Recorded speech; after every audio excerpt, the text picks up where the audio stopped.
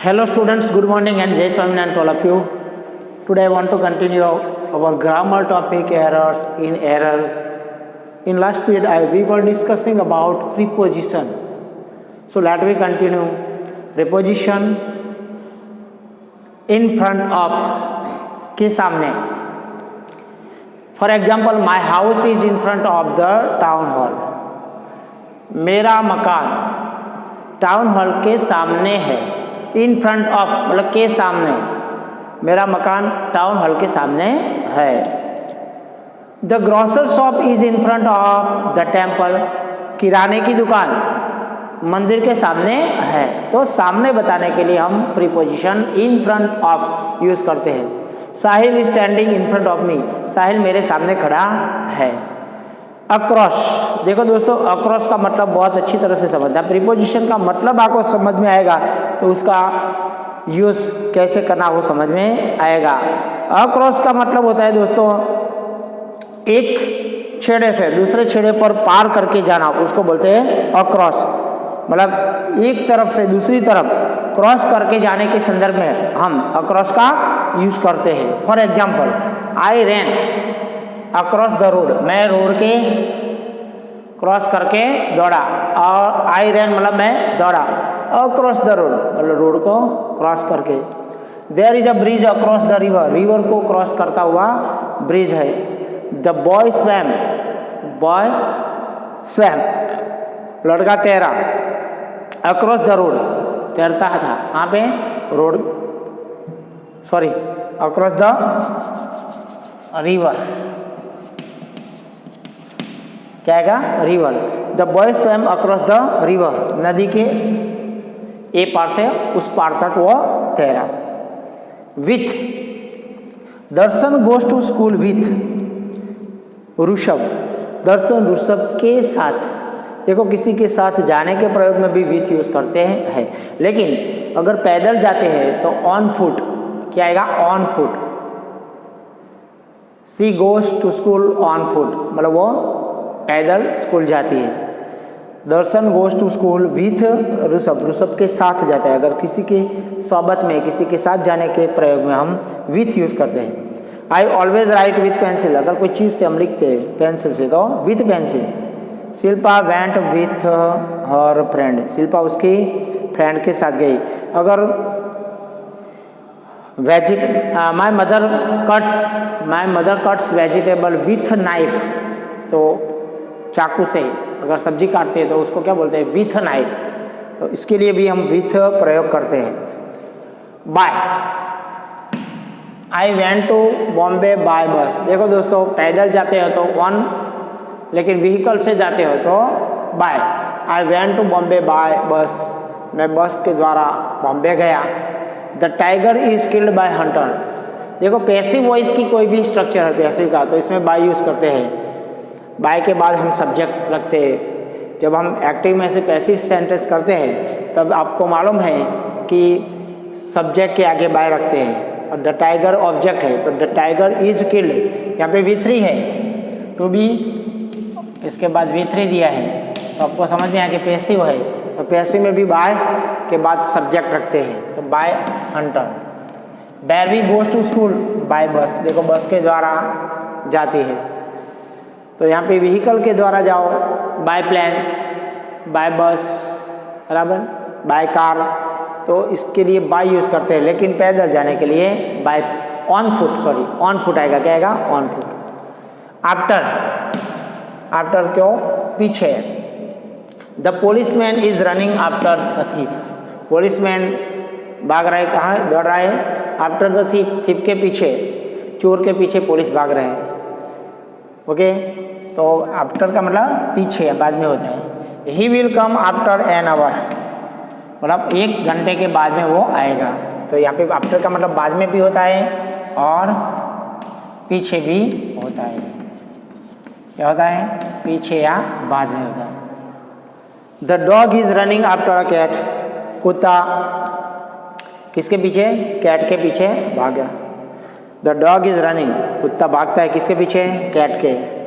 From. देखो दोस्तों, from time भी बताता है और प्लेस भी बताता है. For example I went from Limdi to Surendranagar, मैं लिमड़ी से सुरेंद्र नगर तक गया। He works from morning to evening, देखो यहाँ पे टाइम बताता है, यहाँ पे प्लेस बताया, यहाँ पे टाइम बताया। वो सुबह से शाम तक काम करता है, सुबह से शाम तक का time period. He is suffering from cholera, देखो डिसीज से अगर सफरिंग करते हैं तो फ्रॉम यूज करते हैं, लेकिन अगर डिसीज से मर जाते हैं तो ऑफ आएगा, क्या आएगा? Of. He is died of cancer, for example he is died of cancer. तो दोस्तों अगर वो डिसीज से मर गया तो हम क्या लिखेंगे? He is died of cancer, तो यहाँ पे एक प्रीपोजिशन ऑफ आएगा।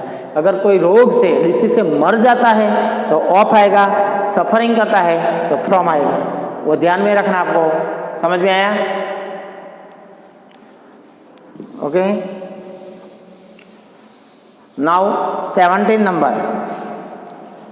नंबर का प्रीपोजिशन हम देखते हैं दोस्तों। तो उसमें खास ध्यान रखना, एक तो फॉर है और सिंस। फॉर है वो ड्यूरेशन, टाइम ड्यूरेशन बताता है, और सिंस है वो पर्टिकुलर टाइम बताता है। तो फॉर और सिंस का जो भेद है वो आपको खास समझना है, और वो समझना जरूरी है। और आपको मालूम है कि ये जो परफेक्ट टेंस है उसमें खास यूज होता है। प्रेजेंट परफेक्ट टेंस में आपको ये खास उसका प्रयोग देखने मिलता है, खास करके फॉर और सिंस। फॉर वो कोई इनकम्प्लीट समय बताता है, पर्टिकुलर नहीं है। पीरियड ऑफ टाइम बताता है, क्या बताता है? पीरियड ऑफ टाइम, मतलब वो समय का चौकस टाइम पीरियड बताता है, अचौकस, सॉरी, मतलब ये कोई चौकस नहीं है, अचौकस टाइम बताता है। इनडिफिनिट टाइम, इट मीन्स के इनडिफिनिट टाइम बताता है। फॉर क्या बताता है? Indefinite time. एग्जाम्पल देखते हैं तो हमको समझ में आएगा, ज़्यादा एग्जाम्पल से अच्छी तरह से समझ में आएगा। He has been here for 15, तो यहाँ पे 15 साल का टाइम ऑफ पीरियड है। कोई स्टार्टिंग डेट दिया नहीं कि भाई ये साल से रहता है, 1970 से रहता है कि 1990 से रहता है, ऐसा कोई टाइम पीरियड दिया नहीं है, स्टार्टिंग टाइम नहीं दिया, ये ड्यूरेशन दिया है, इसलिए फॉर आएगा। आई विल कम,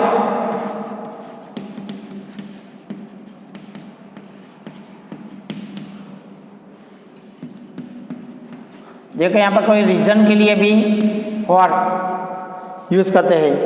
मैं 1000 रुपये के लिए आऊँगा, I will come. I am made for grammar, तो यहाँ पे भी देखो के लिए, मैं ग्रामर के लिए बनाऊँ। This grammar is for you friends, ये ग्रामर भी आपके लिए है। अभी देखते हैं सिंस। सिंस का प्रयोग, ये कोई डिफिनिट टाइम बताता है, क्या बताता है?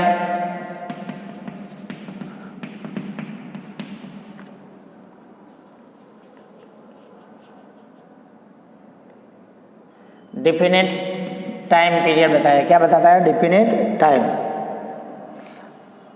For last morning, last evening, ऐसा बर्थडे, वो सब बताने के लिए, हम निश्चित समय बताने के लिए यूज़ करते हैं, खास करके। For example, I have not seen him since 15 अगस्त 1887। मैंने उनको 15 अगस्त 1887 से देखा नहीं है, तो 15 अगस्त 1887 यहाँ पे पर्टिकुलर टाइम दिया है, तो कोई चौक्कस टाइम दिया है, डेफिनेट टाइम दिया है, तो हम इसके लिए सिंस यूज करते हैं। लेकिन इनडेफिनेट टाइम दिया है, कोई समय का अचौक्कस गाड़ा, मतलब अचौक्कस टाइम पीरियड दिया है, तो हम फॉर यूज करते हैं। लेकिन स्टार्टिंग पॉइंट दिया है, यहाँ पे चौक्कस टाइम दिया है, तो क्या यूज करते हैं? सिंस। खास ध्यान रखना है इसमें।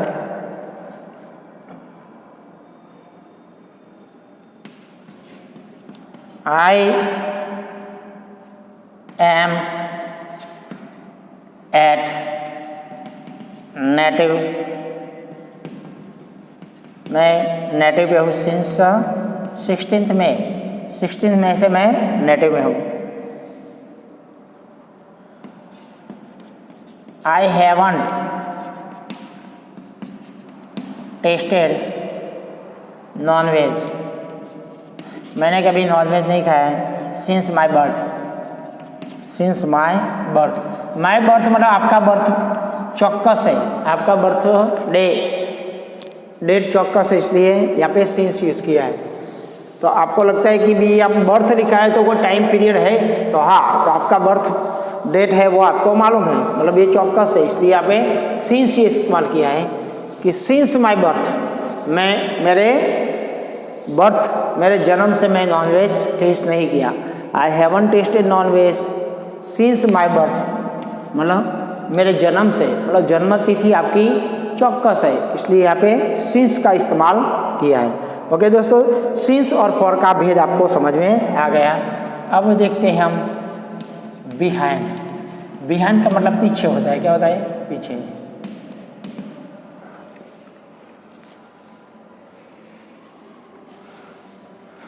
तो एग्जाम्पल देखते हैं दोस्तों। बिंदु केम बिहाइंड हिम, बिंदु केम बिहाइंड हिम, बिंदु उसके पीछे आई। The thief hid behind the wall, the thief hid मतलब छुपा, बिहाइंड द वॉल दीवार के पीछे चोर छुपा, तो मतलब ये भी बिहाइंड का मतलब पीछे होता है। अब दोस्तों बी साइड, बी साइड का मतलब भी नज़दीक में होता है, बाजू में होता है, बराबर। For example I sit beside Keyur, मैं केयूर के पास बैठा। Please sit beside your mother, he kept his book, उसने उसकी बुक को रखा। बिसाइड हिम उसके बाजू में, उसकी बुक को उसके बाजू में रखा। तो बिसाइड का मतलब बाजू में। नियर का मतलब भी नज़दीक होता है दोस्तों, नियर का मतलब भी नज़दीक होता है, लेकिन बी साइड वो थोड़ा पास में होता है, उसको बी साइड बोलते हैं, नियर नज़दीक। सॉरी, बी साइड का मतलब बिल्कुल बाजू में, और नियर का थोड़ा पास में होता है तो नियर बताते हैं। फॉर एग्जाम्पल, आप एग्जाम्पल देखोगे तो मालूम पड़ेगा। There is a garden near my school, देखो स्कूल के बाजू में गार्डन है, ऐसा बताते हैं। यहाँ पे देखो ही केप्ट हिज बुक, उसने उसकी बुक रखी बिल्कुल बाजू में, बी साइड हिम मतलब उसके बिल्कुल बगल में, तो बाजू में बगल में होता है तो ये बी साइड है। नियर का मतलब क्या है? वो भी बाजू में, लेकिन नियर थोड़ा भी दूर होता है तो नियर बोल सकते हैं। There is a garden near my school, school के बाजू में गार्डन है। बिलो, बिलो मतलब नीचे होता है। The picture is below the self.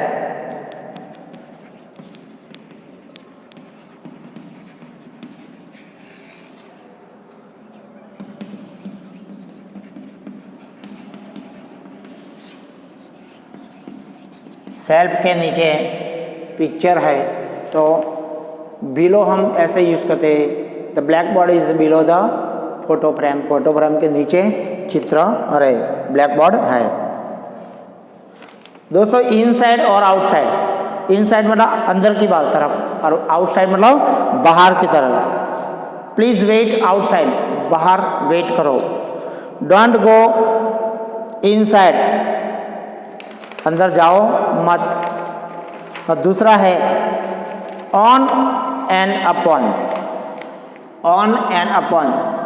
तो ऑन तो आपको मालूम है, मैंने बताया था ऊपर होता है, और अपॉन, ऑन और अपॉन का हम प्रयोग देखते हैं। तो ऑन और ये upon.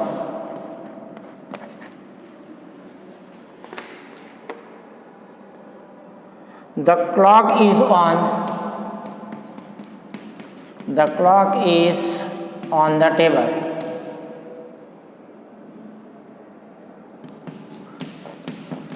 Clock is on the table.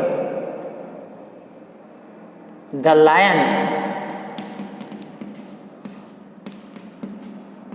sprang upon the deer. मतलब दोस्तों यहाँ पे जो अपन है वो कोई मौसम के साथ गति सूचक क्रियापद है उसके साथ यूज करते हैं अपन। अपन हम कोई गति मतलब मौसम वाला जो वर्ब होता है उसके साथ हम प्रयोग करते हैं। अभी टिल और अनटिल। टिल जब तक होता है,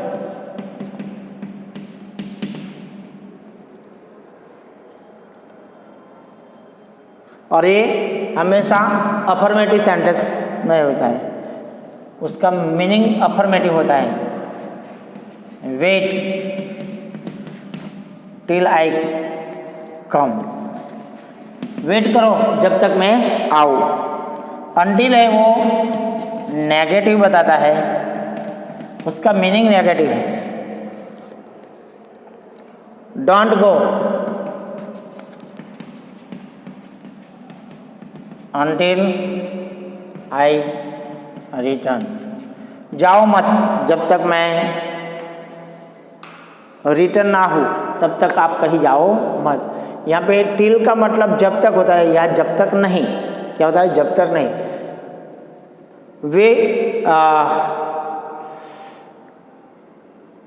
wait till I come, okay.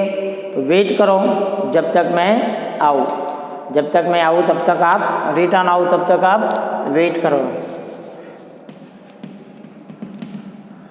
Don't go जाओ मत, अनटिल आई रिटर्न जब तक मैं वापस आऊँ नहीं तब तक कहीं जाओ नहीं। Don't eat lunch,